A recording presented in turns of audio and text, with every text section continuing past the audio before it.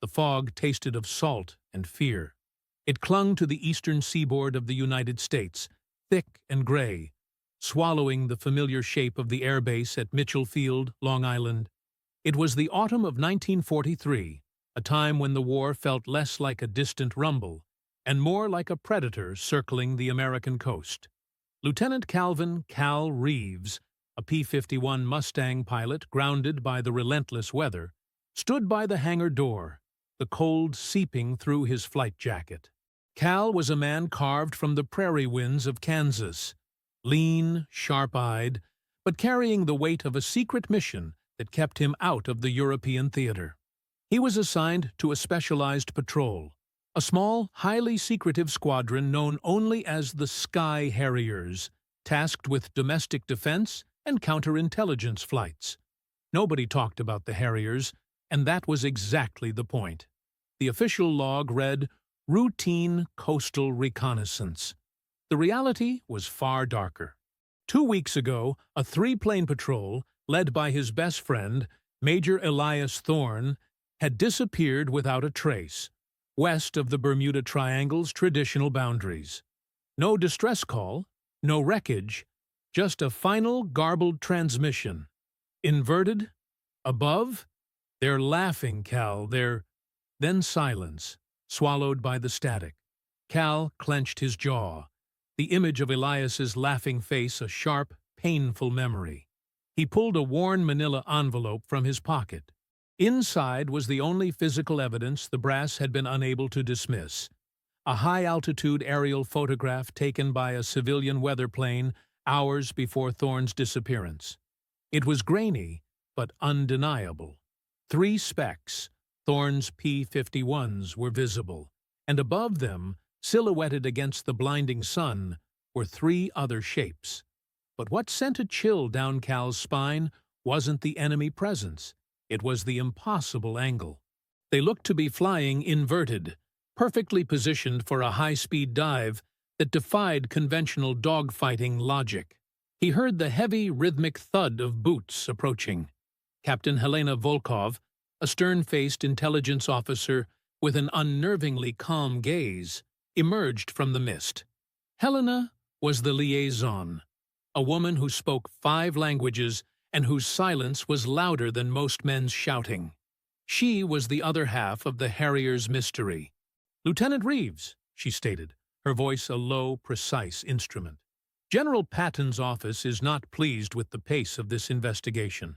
The official narrative remains pilot error in adverse conditions. We need something concrete, or the entire operation will be scrubbed." Cal spread the photograph on a nearby supply crate, anchoring the corners with spare engine parts. "Concrete? Look at this, Captain. This isn't pilot error. This is a deliberate ambush, executed by a pilot who can maintain inverted flight at high speed, without losing a lick of performance. And they were positioned above Thorne, making them invisible to his sight lines." Helena leaned in, her eyes tracing the impossible shadows. "It corroborates the garbled transmission. Inverted? Above. They're laughing. But why? German pilots are supremely confident. Why the theatrics? Why risk inverted flight when a standard high-side approach would suffice?" "Because they knew something Thorne didn't," Cal insisted, his voice tight. "They had a tactical advantage we don't understand yet. And the laughing part, it wasn't a taunt. It was a realization. The German aces were likely flying below the ambushers, laughing at Thorne's supposed desperation, flying inverted in a futile attempt to gain altitude until the real attackers dropped from the sun. The idea was a terrifying twist of tactics, a triple bluff in the skies. But if that was the case, who were the ambushing planes? And why were they using such unconventional, almost suicidal methods? Just then, a radio operator burst from the operations room, his face pale beneath the harsh fluorescent light. "Lieutenant! Captain! Radar just picked up an anomaly. Off the coast, heading west. It's too fast for a U-boat, too high for a transport. It It matches the flight profile of Thorne's missing P-51s. Cal and Helena exchanged a look of pure, cold dread. The airbase was on high alert, but no scramble order was given. The Ghost P-51, as the rumor mill immediately dubbed it, was heading directly towards the coastline, not attempting to evade, not signaling. It was moving with an almost mechanical, relentless purpose. "It's a trap, Lieutenant," Helena whispered, drawing her service pistol, an unusual gesture for an intelligence officer. "A psychological operation, a distraction." "Or," Cal retorted, snatching his helmet and sprinting toward his Mustang, "it's Elias, or what's left of the mystery. Either way, I'm going up." As Cal taxied his P-51, the Wanderer, onto the slick, fog-drenched runway, he could feel the cold, suffocating weight of the unfolding enigma. The German ace's laughter, the impossible inverted shadows, the terrifying return of a ghost plane. It all pointed to a deeper conspiracy.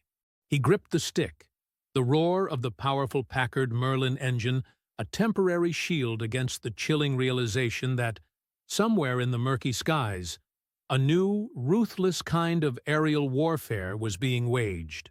Could this returning plane be Elias? Or is it a tool for a darker plot? The answer lies in the fog, but to find it, Cal must risk exposing the Harriers and himself. Don't miss the next chapter of this incredible true story. For more deep dives into the hidden stories of WFU, make sure to subscribe to the channel and turn on notifications. Cal's Mustang, the Wanderer, tore through the dense coastal fog like a bullet through cotton. The air was a blinding canvas of gray and white, visibility dropping to near zero. He relied entirely on the radar screen, a small, glowing green disk that showed the spectral return of the unidentified aircraft, the Ghost P-51, closing fast. "Mitchell Control, this is Wanderer 1. I have the target on radar, range 10 miles, closing. No transponder, no contact. Request visual identification authorization," Cal radioed, his voice steady despite the adrenaline hammering in his chest. "Wanderer 1, Control acknowledges. Maintain distance. Do not engage. Priority is identification. We have no confirmation of hostile intent." A violent jolt interrupted the transmission. The air in front of Cal was suddenly clear, the fog ripped apart by a burst of speed. There, less than 1,000 yards away, was a P-51D model, identical to his own, but its fuselage was scarred, its tail rudder painted with a crude black swastika, where the U.S. star should have been. It was Elias Thorne's plane, but flown with a chilling, mechanical precision. Cal instinctively armed his guns. "Control! I have visual. It's a captured Mustang, marked with a swastika, flying on a dead-straight vector towards the naval yard." Before Cal could process the implication of a captured German-piloted P-51 on an apparent suicide mission, the Ghost plane executed a maneuver that made his blood run cold. It didn't bank, didn't climb, and didn't dive. It simply rotated. The aircraft snapped into a perfectly level inverted flight, its nose dropping slightly to maintain speed. Then, just as quickly, rolled back upright. The entire sequence took less than 2 seconds, an impossible feat of aerodynamic control that defied the limits of the P-51's design. It was the same maneuver implied by Thorne's last transmission. "They're laughing, Cal. They're inverted." "That's not Elias," Cal muttered, the realization a bitter taste. "That's a machine, or someone trained to fly beyond human limits." The Ghost P-51 didn't engage or retaliate. It continued its relentless pursuit of the coastline. Cal pushed the Wanderer to its limits to keep pace. The moment the fog gave way to the pale morning sun, the Ghost plane dropped altitude sharply, skimming the tops of the whitecaps, a technique used by pilots trying to disappear from ground radar. As they flew over a desolate stretch of beach near Montauk, Cal saw it, A small, makeshift structure, an old, dilapidated fisherman's shack on the sand, guarded by two black military sedans. The Ghost P-51 executed a final, impossible-to-follow rolling dive, not to attack, but to deliver. A small, weighted package was jettisoned from its wing and hit the sand next to the shack. Then, the P-51 climbed back into the sun and banked sharply, heading directly out over the Atlantic, retreating as fast as it had come. Cal didn't follow.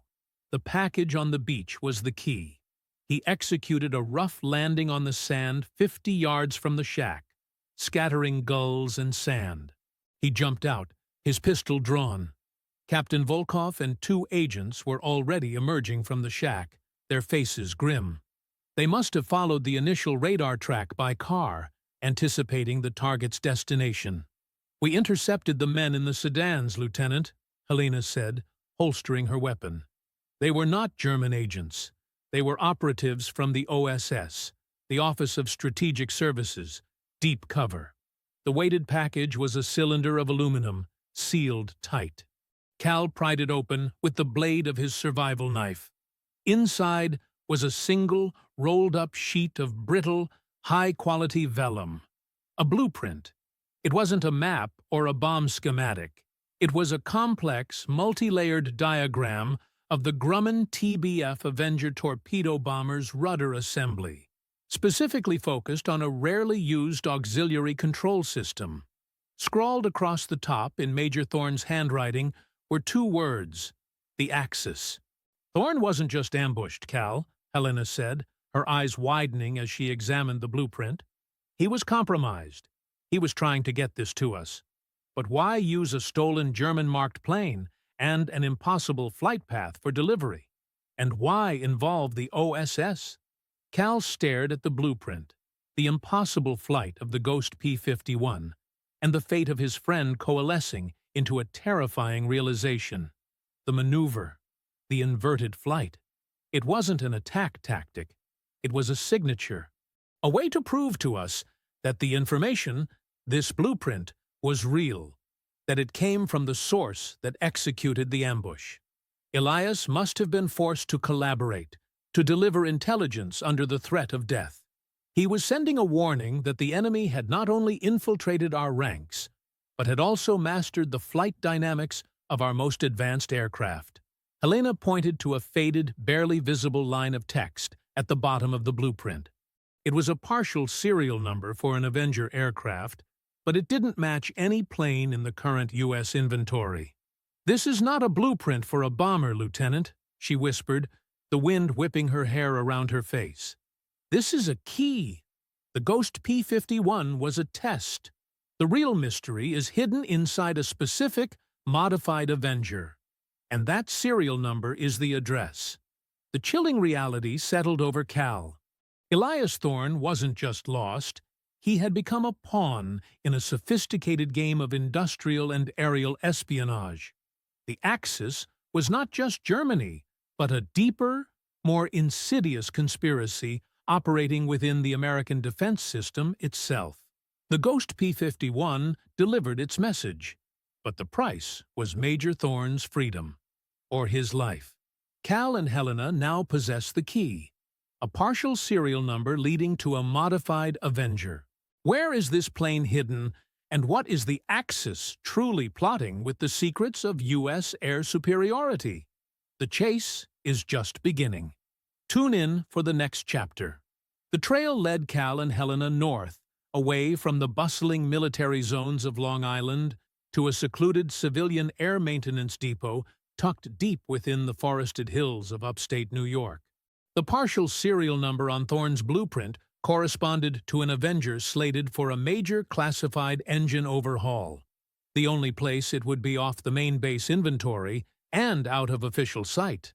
The depot, owned by a shell corporation with vague government contracts, was eerily quiet.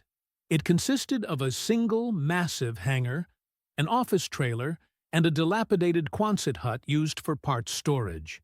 The air was heavy with the smell of hydraulic fluid, ozone, and pine needles. "This location is a perfect black site," Helena noted, adjusting the collar of her trench coat. No oversight, minimum personnel. If you want to modify a top-secret aircraft without interference, this is where you do it. They found the mechanic in charge, a burly, middle-aged man named Silas Vance, inside the office trailer. Silas had a perpetually nervous twitch, and eyes that darted around the room, always settling briefly on the hangar door. When Cal presented his military ID and the blueprint, Silas immediately denied everything. Avenger? Engine overhaul? Never seen one, Lieutenant. We deal with crop dusters and busted private planes here. Small operation, Silas stammered, wiping his greasy hands on an already stained rag.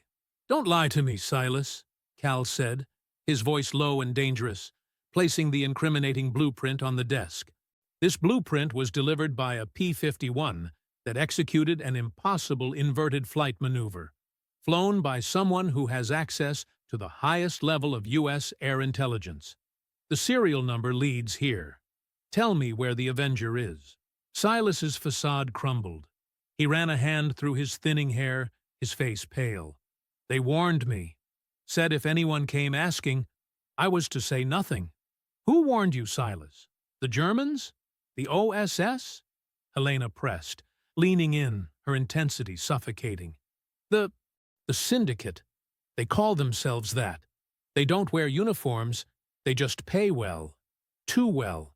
They brought the Avenger in 3 weeks ago.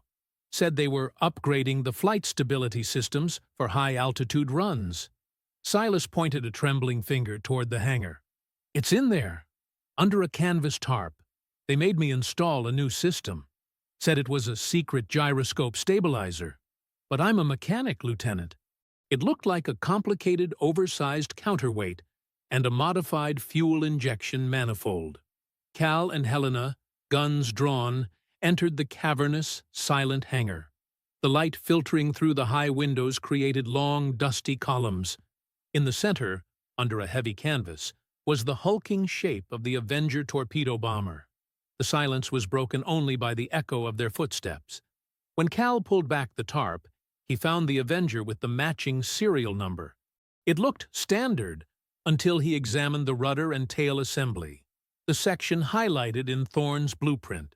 Silas said they installed a stabilizer, Helena observed, running a gloved hand along a new, custom-fabricated section of the tail. But look at the structure, Cal. This isn't for stability. It's for control. Cal climbed into the cockpit. The controls felt heavier, more responsive than any Avenger he'd flown. The stabilizer described by Silas was clearly a sophisticated, high-speed trim and balance system designed to rapidly shift the plane's center of gravity. This aircraft isn't modified to fly better, Captain, Cal realized, his voice strained. It's modified to perform that impossible maneuver, the rapid inversion and recovery. The counterweights Silas installed would prevent the plane from tearing itself apart when flipped at high speed. It's a tool for the ultimate aerial ambush.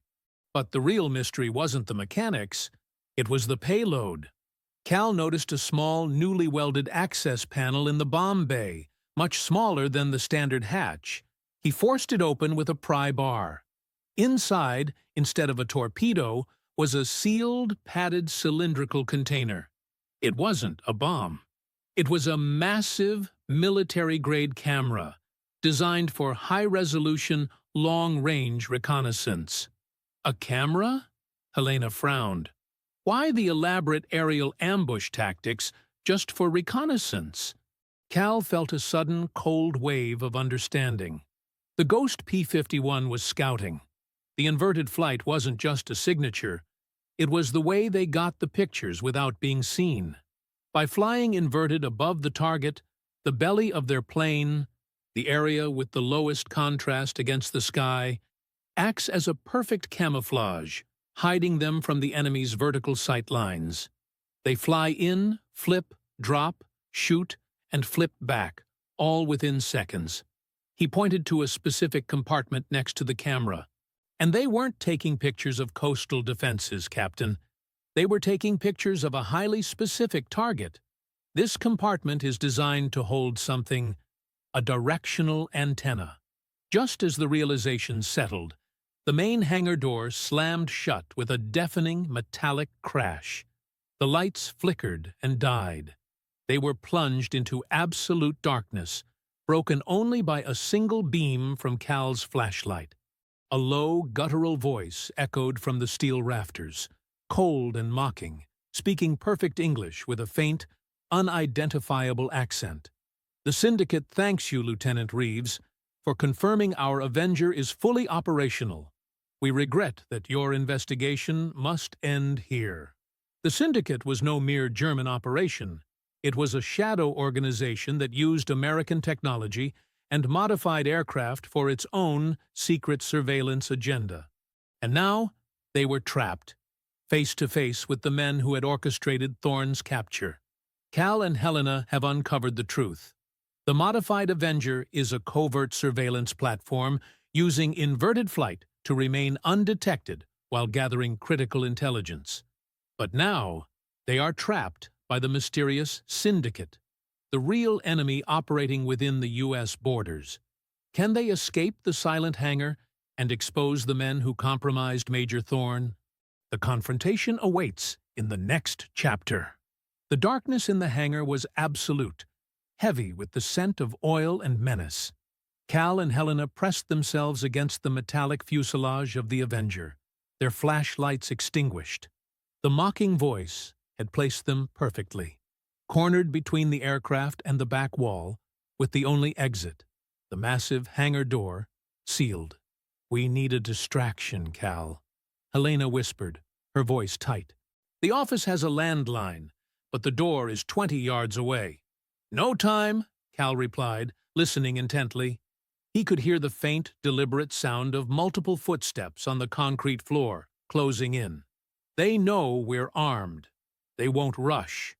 They'll use the environment." Suddenly, a loud, sustained hissing sound began. Cal immediately recognized the pressurized sound, a pneumatic system being activated. He glanced up and saw the source of the noise. The sprinkler system nozzles, positioned high in the rafters, were beginning to leak a thick, yellow-green gas, not water. "Gas!" Cal choked, pulling his scarf up over his mouth and nose. "A knockout agent! We have minutes, maybe less." The gas was heavy and sank quickly. Cal scrambled back into the cockpit of the Avenger. "The radio! If I can power the battery, I can send a burst transmission." Helena, meanwhile, acted decisively. She knew the gas would pool along the floor. She grabbed a small, empty oxygen tank used for welding and, with a powerful swing, smashed it against the landing gear strut, creating a momentary, deafening clang that masked the sound of her subsequent action. She then scrambled up onto the wing, breathing the slightly cleaner air above the gas line. The Syndicate's leader, a man who stepped into the dim light filtering from the small high windows, saw Helena move. He carried a heavy-duty, suppressed rifle. He was tall, dressed in impeccably tailored civilian clothes, his face sharp and emotionless. "A bold move, Captain Volkov," the man said, his voice calm despite the danger, "but futile. You can delay, but you cannot escape the inevitable." Cal, fighting the growing dizziness from the gas, managed to bypass the main ignition and connect a jury-rigged wire to the battery. The radio sputtered to life, the panel faintly illuminating the cockpit. "This is Wanderer 1 to Mitchell Field," Cal gasped into the microphone, his lungs burning. "Code Red. Repeat, Code Red. We are at the Upstate Depot, location 642. We have found the surveillance platform, the Avenger. The Syndicate is real. Repeat, Syndicate. They are targeting the Manhattan Project." The Syndicate leader snapped his head toward the cockpit. His calm shattered. The rifle came up. "Silence him, Fravency." Just as the leader fired, Helena launched herself from the wing of the Avenger onto the man's back, knocking the shot wide, hitting the wall with a hollow thud. They tumbled to the ground, the man dropping his rifle. A brutal, silent fight ensued in the yellow haze of the gas. Helena, trained in close-quarters combat, fought with desperate ferocity, but the man was stronger, clearly ex-military. Cal, his vision blurring, delivered the final critical piece of intelligence into the mic. Target is the Oak Ridge facility. They plan to photograph the separation plant from an inverted angle using the Avenger's modified rudder for stabilization. The Ghost P-51 was a dry run. They are planning the attack in 3 days. Then, the radio died as Cal's strength gave out, and he slumped forward. As the syndicate leader finally managed to pin Helena to the floor, he reached into his coat. He didn't pull out a gun. He pulled out a worn photograph. It was a picture of him, standing next to Major Elias Thorne, shaking hands, both in dress uniform 2 years prior. "Thorne and I were partners, Captain," the man whispered, his voice laced with venom. "We started the syndicate. He was supposed to bring this project to fruition. He faltered. He chose the government over the profit. He became an obstacle." Helena stared at the photograph, the horrific truth solidifying. Thorne wasn't captured or coerced. He had been the original double agent, the architect of the surveillance plot, who had tried to redeem himself by delivering the blueprint. "You killed him," Helena breathed, the realization stinging worse than the gas. "You killed your own partner when he tried to stop you." "He is irrelevant," the leader sneered, placing his hand over her face to administer a cloth soaked in a stronger chemical agent. "But your discovery of the Oak Ridge target changes things. We must accelerate. The syndicate will not be stopped by sentimentalists or heroes." The last thing Helena saw before the darkness took her was the leader's cold, confident smile, confirming that the threat wasn't a foreign power, but a clandestine organization of greedy, highly placed Americans seeking to sell the blueprints of the atomic bomb project for profit. Cal and Helena succumbed to the gas, but not before Cal transmitted the critical target, the Oak Ridge Manhattan Project facility. They now know the syndicate's true objective, and the horrifying truth about Major Thorne. He was the plot's creator who tried to defect. Are they dead, or merely captives? And can the fragmented radio message reach the right hands in time to prevent the most devastating act of espionage in U.S. history? Find out in the explosive final chapter. Cal awoke to the jarring sound of a powerful engine and the rhythmic slap of waves. He was bound, gagged, and lying in the bilge of a sleek, fast speedboat. Helena was beside him, her eyes open, her expression one of cold, calculating fury. The syndicate leader, whose name Cal now knew from a captured dossier was Agent Maxwell, sat opposite them, calmly polishing the glass of the reconnaissance camera retrieved from the Avenger. "A lovely setting for the conclusion. Wouldn't you agree?" Maxwell noted, gesturing to the distant horizon where the first hints of dawn were painting the sky. "We are well offshore, Lieutenant. In 6 hours, the Avenger will take off from a private strip in Maine, execute the maneuver, photograph the Oak Ridge separation process, and the syndicate will be wealthier than most small nations. You, unfortunately, will simply vanish." "You betrayed your country," Cal managed, his voice hoarse, pulling hard against the nylon ropes that bit into his wrists. "I chose opportunity, Reeves," Maxwell corrected, adjusting his tie. "Patriotism is a poor commodity in this war. Information is power. And with Thorne's help, we had the perfect delivery system. A P-51 pilot with unrestricted clearance, acting as a ghost courier." "Thorne tried to stop you," Helena spat, her eyes locked on Maxwell. "He tried to play hero in the end." "A foolish error," Maxwell agreed, waving a dismissive hand. "He developed the Avenger modifications, a brilliant system of counterweights and an auxiliary rudder control, specifically to make the inverted shot possible. He was my chief engineer. When he delivered the blueprint, it wasn't a warning. It was a guarantee. He knew the flight geometry was so impossible. Only we would understand it. He wanted to make sure the evidence led back to his creation. Suddenly, the boat's engine sputtered and died. The pilot, a massive, silent man, cursed and tried to restart the motor. "What is the meaning of this?" Maxwell demanded, rising from his seat. Helena answered with a grim smile. "A poor commodity, you said? Try loyalty, Maxwell. That mechanic, Silas Vance, he saw you. He knew you killed Thorne, and he's loyal to the uniform, even if he's not wearing one." Silas, it turned out, hadn't just been coerced. He had been a secret patriot. Before he succumbed to the knockout gas, he had made a subtle, final adjustment to the boat's fuel line during his prearranged delivery run, ensuring it would die far offshore.